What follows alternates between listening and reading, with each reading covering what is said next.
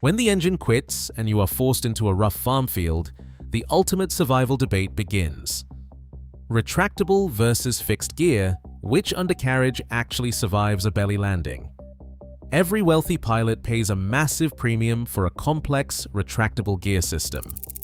They love pulling the wheels up into the wing to gain an extra 15 knots of cruise speed. But when gravity wins and you have to put the plane down in the dirt, that expensive, fragile system becomes a catastrophic liability. To hide those wheels, engineers are forced to cut gaping holes in the structural belly of the airplane, permanently weakening the airframe. Meanwhile, pilots flying with draggy, ugly fixed gear are hiding a massive engineering secret. Those heavy metal legs are not just for taxiing, they are massive kinetic energy absorbers. When a plane violently impacts the Earth, do you want a compromised hull that shatters under pressure, or a built-in heavy metal shock absorber that actually saves your spine? Walk into any pilot lounge and you will hear the same tired boast. My Bonanza cruises 15 knots faster than that old Cessna. The retractable gear crowd loves their numbers. Every sales brochure since the 70s has promised a magic bump. 15 extra knots just by hiding the wheels. But those knots come with a price tag that does not show up in the glossy ads. The privilege of pulling that gear lever is not cheap. For a Mooney or Bonanza, the retractable package alone can add $40,000 to the sticker. That is before you even touch the insurance premium, before you pay a mechanic to rig those doors or chase down a phantom hydraulic leak. The fantasy is simple: pay more, fly faster, look better on the ramp. Owners will tell you it is about efficiency or range, but listen closer and you will hear the real motive: status. It is the country club mentality, buying into the illusion that speed equals safety, that complexity means sophistication. They will point to the spec sheet, circle the cruise number, and quietly ignore the fine print about maintenance, downtime, and the cost of getting it wrong. Meanwhile, the fixed-gear pilots sit in the corner, sipping burnt coffee, flying airplanes that look like they were designed with a sledgehammer. No one brags about a Cessna's drag, but ask them about their repair bills after a rough field landing. Ask them how many times they have paid out of pocket for a new trunnion or a gear door. You will not hear much because ugly steel legs do not impress on a ramp, but they do not shatter when you hit the dirt either. Instructors know it, mechanics know it. The only ones still fooled are the ones paying the premium for a few extra knots and a badge of complexity. There is a reason the Cessna 182 shows up in every rural hangar and flight school ledger from Kansas to Kentucky. It is not pretty. Nobody ever called it sleek. But the fixed-gear Cessna is the closest thing aviation has to a blue-collar pickup truck, a tool built for ugly jobs, not for ramp envy. Ask a line instructor why they keep putting students in these birds. You will hear the same answer every time: reliability. No gear doors to jam, no hydraulic lines to rupture, no micro switches to chase down when the panel starts blinking red. The maintenance log for a fixed-gear workhorse reads like a farmer's calendar: grease the axles, check the bushings, fly another 100 hours. On a Cessna 182, the main legs are solid steel, bolted straight through the belly into reinforced carry-through spars. Every landing, every pothole, every muddy strip is a test of brute force. The gear legs flex with a heavy, dull thud, soaking up punishment that would shatter a lighter, more refined system. Owners talk about repairs in terms of hours lost, not weeks grounded. A bent gear leg might cost a couple of grand and a Saturday with the right tools. Compare that to the nightmare of a retractable teardown: weeks waiting on specialty parts, thousands in labor just to get the doors to close, flush again. Instructors trust the fixed-gear Cessna because it is predictable. When the engine coughs over a cornfield, there is no checklist debate, no gamble. You keep the legs down, aim for the softest patch, and let the steel boots take the hit. The airplane might look rough when it rolls to a stop, but the cabin stays intact. The pilots walk away. That is the kind of reliability you cannot buy with a gear lever or a glossy brochure. It is earned one hard landing at a time. Cut open the belly of any retractable gear airplane and you will find the engineering equivalent of a missing tooth. To make room for the wheels, designers carve out a chunk of the strongest part of the airframe, the wing center section or fuselage belly. What is left is a patchwork of ribs, doublers, and thin aluminum webs, all stitched around a gaping hole that used to be solid metal. The wheel well is not just empty space, it is a structural deficit, a region where the load path is interrupted and the metal cannot do its job. Finite element analysis does not lie.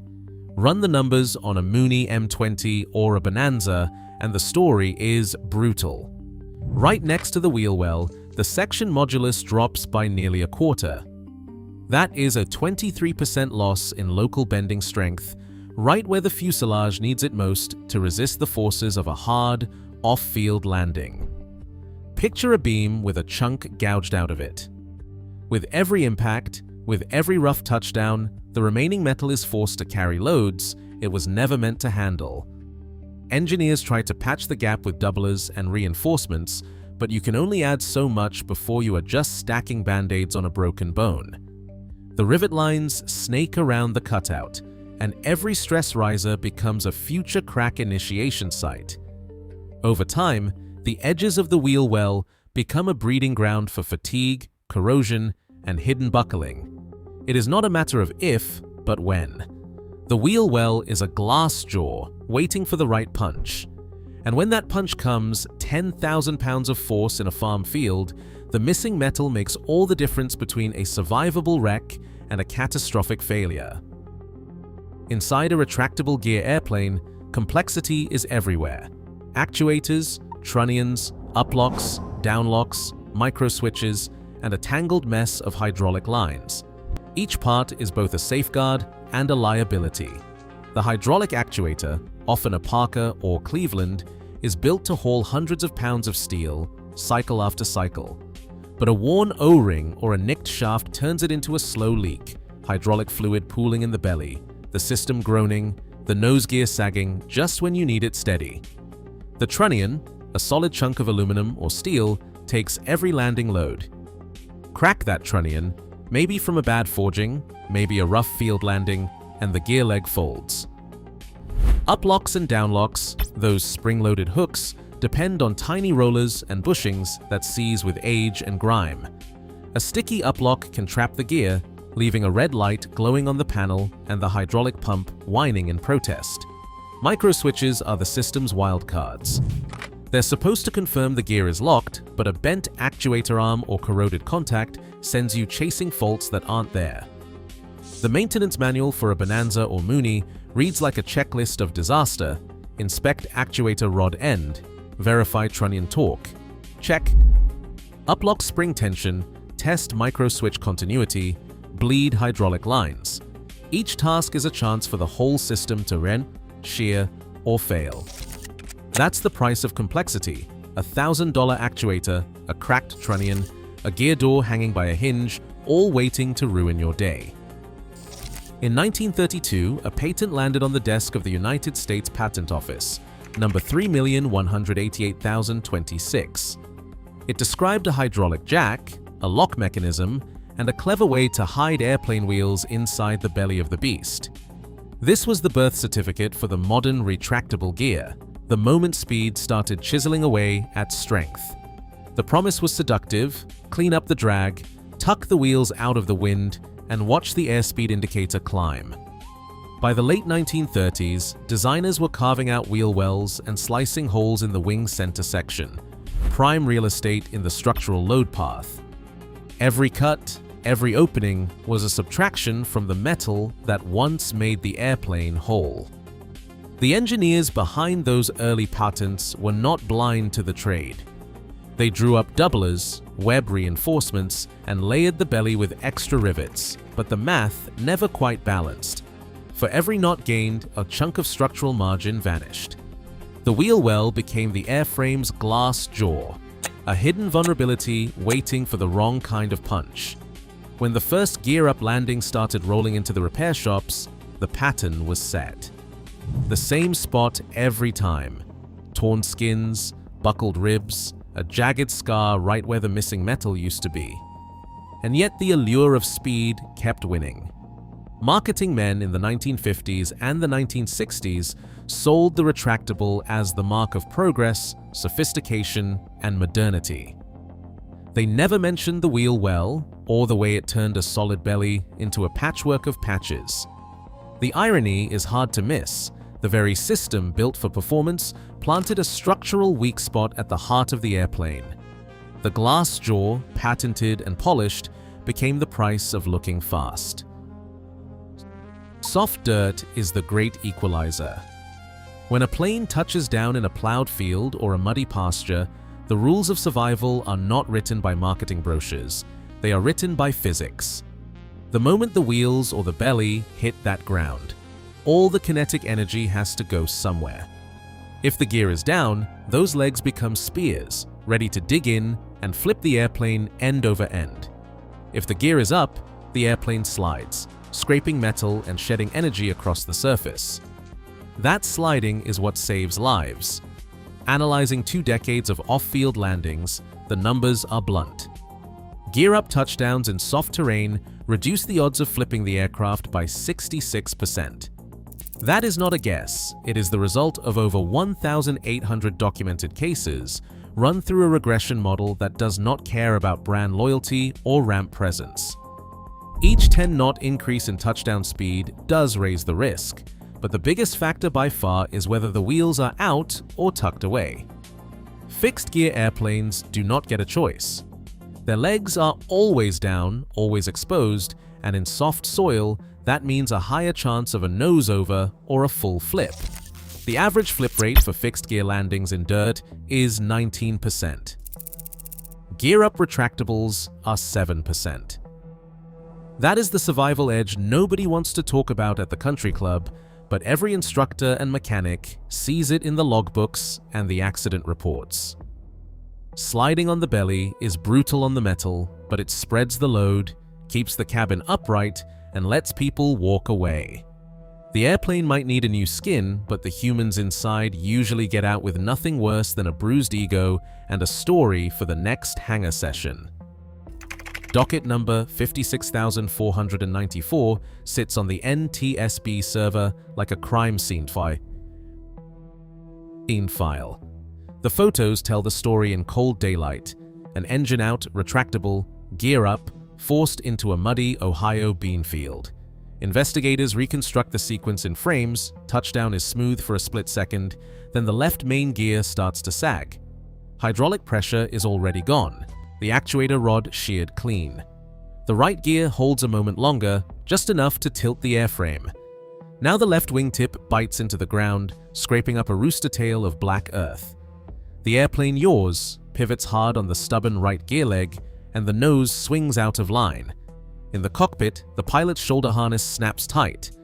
Out the side window, the world tilts 90 degrees. The right main gear, still extended, acts like a pole vault. With the left gear tucked away, the load path twists the fuselage. The wheel well, already a weak spot, flexes, then gives. You can see it in the wreckage photos, torn aluminum, rivets popped in a jagged arc around the gear bay. The hydraulic line bursts, leaving a greasy stain across the lower skin. The nose is next.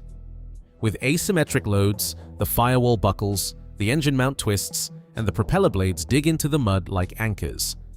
Forensic analysis marks the sequence: left gear collapse, pivot, nose dig, lateral roll. The cabin stays mostly intact, bulkheads aft of the wing root hold, but the forward belly is shredded. Survivors in the report describe a sudden roll, a metallic roar, then silence. Shop estimates attached to the docket list over $27,000 just to make the airframe whole again, not counting the downtime. The wheel well, once a shortcut to speed, turns into a trapdoor for structural failure. In the end, it's not the speed that gets you. It's the missing metal under your feet. Every instructor's handbook carries a rule that cuts through all the marketing, all the ramp swagger, all the wishful thinking about complexity saving the day. In the middle of the emergency checklist for a forced landing, there is a line that stands out like a scar. Instructors will tell you to leave the gear up if you are landing a retract plane in a plowed field or on water. Let that sink in. The system you paid $50,000 extra for is so fragile and prone to violently flipping the aircraft in soft dirt that the official survival manual tells you to intentionally crush the belly of your own airplane rather than trust the wheels. That is the ultimate engineering irony. That is not a rumor, not a backroom anecdote. It is printed word for word in the CFI syllabus and the POH emergency section for every Bonanza, Mooney, and Piper Arrow. The gear that was supposed to make you faster, safer, more advanced, now it is the liability. When the engine coughs over a muddy field, the official advice is to retract the wheels, brace for the scrape, and let the belly take the punishment. The manual is not worried about resale value or paint. It is worried about the nose flipping down, the main gear digging in, and the entire cabin going upside down in a heartbeat. A survivor's voice echoes the protocol. I read it in the manual. I remembered my instructor's words. Gear up, keep it sliding, do not let the wheels dig. That is what saved us. This is not just a technicality, it is the moment where engineering pride bows to the laws of physics. The expensive mechanism, the pride of the ramp, becomes a liability so well known that even the people who sell and teach these airplanes admit it in black and white. When survival is on the line, the glass jaw is exposed, and the only way out is to crush your own pride along with the belly skin.